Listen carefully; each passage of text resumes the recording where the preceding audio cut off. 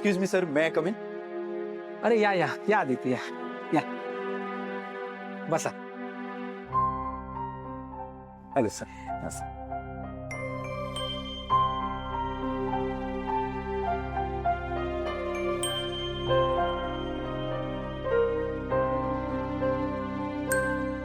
Mister Aditya, तुमचा project खूप चांगला आहे थँक्यू सर. आणि मुख्य म्हणजे सगळ्या फॉर्मॅलिटीज पण पूर्ण झाल्या आहेत. येस सगळ्या परमिशन्स मिळाल्या आहेत आणि फंडिंगचा मार्गही मोकळा झालाय. सर, हे सगळं तुमच्या सहकार्यामुळेच झालंय, त्यामुळे थँक्यू तुम्हाला.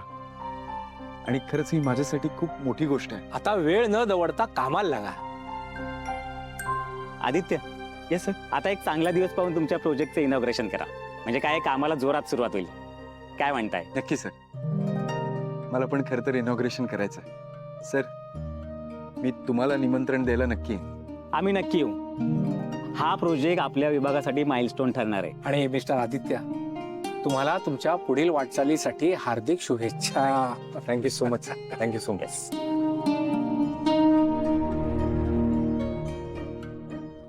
येतो सर.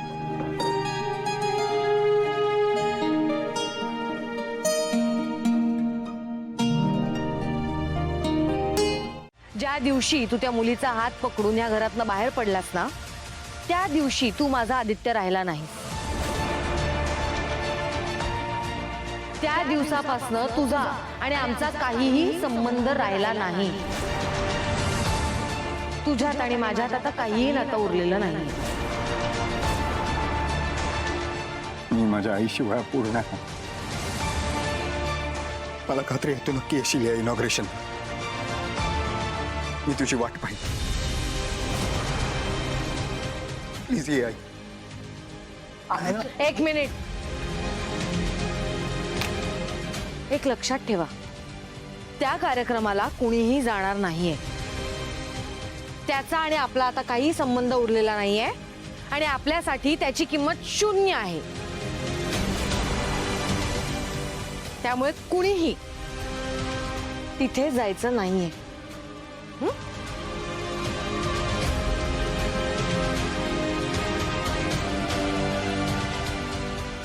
सासू मस्त आग पेटली आहे. आता यावर ना हात शिकायला खूप मज्जा येणार आहे. चांगलं आहे ना. सर्व परीक्षा तुझा तर अभ्यास झालाय. नाही तसं नाही. मग सराव परीक्षा बी परवा आहे ना, तुमच्या कार्यक्रमाचा दिवस बी परवा आहे. सर, मला लई इच्छा आहे तुमच्या कार्यक्रमाला यायची. दोन्ही गोष्टी एकत्र आल्या. तेच तर. आदित्य सर, मी एक काम करू का? म्हणजे यावेळी परीक्षा बुडवते, पुढच्या वेळेला परीक्षा देईन. काय वेडी आहेस का? काय बोलतीस पारू? परीक्षा अजिबात बुडवायची नाहीये सर. प्लीज. तुझं 12वी पास होणं हे इनॉग्रेशन पेक्षा जास्त महत्वाचं आहे.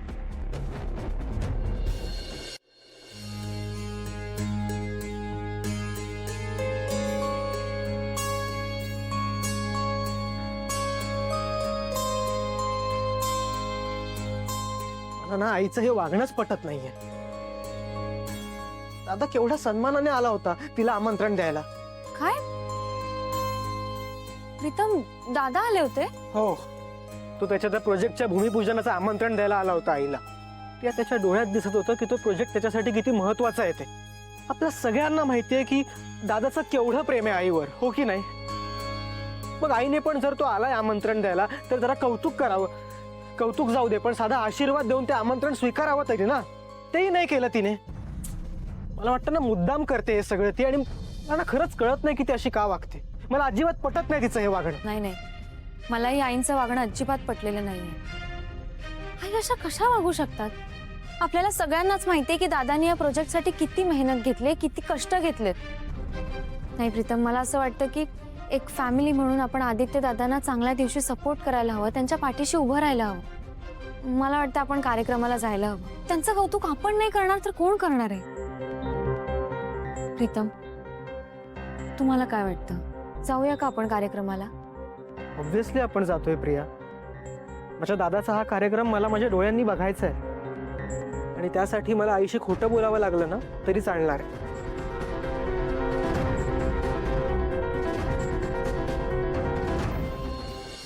मी एक काम करतो, मी ते इनॉग्रेशन थोडं पुढे ढकलतो. नाही ना, नको. असं काय बी करू नका.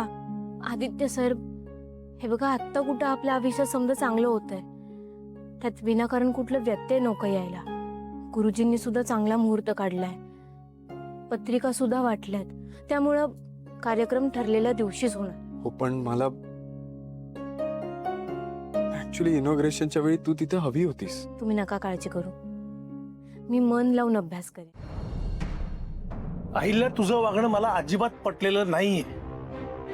खरं तर आदित्यने इथे येऊन आमंत्रण देण्याची सुद्धा काहीही गरज नाहीये. अगं, आपला मुलगा आहे तो, त्याला आशीर्वाद देण्यासाठी, त्याच्या पाठीवर कौतुकाची थाप देण्यासाठी आपण स्वतः त्याच्या कार्यक्रमाला जाणं आवश्यक आहे. श्रीकांत, मी एकदा सांगितलं ना, या कार्यक्रमासाठी आपल्या घरातून कुणीही जाणार नाही म्हणजे जाणार नाही. आणि यावर मला पुढे चर्चा नकोय. आदित्य आणि पारूवरती विनाकारण राग आहे तुझा अहिल्या. काही चुकीचं केलेलं नाहीये का त्यांनी. आदित्यने त्याच्यासाठी योग्य जोडीदार निवडलाय. तुला तुझ्या आवडीची मुलगी आदित्यसाठी निवडायची होती, पण ते तुला जमलं नाही म्हणून तुझा इगो दुखावलाय, बाकी काही नाहीये. पण पारूने आपल्या घरासाठी काय काय केलंय याची जाणीव आहे ना तुला. अहिल्या, आदित्यचं सुरक्षा कवच म्हणून ज्या मुलीला आपण शोधत होतो ती दुसरी तिसरी कोणी नसून पारू आहे.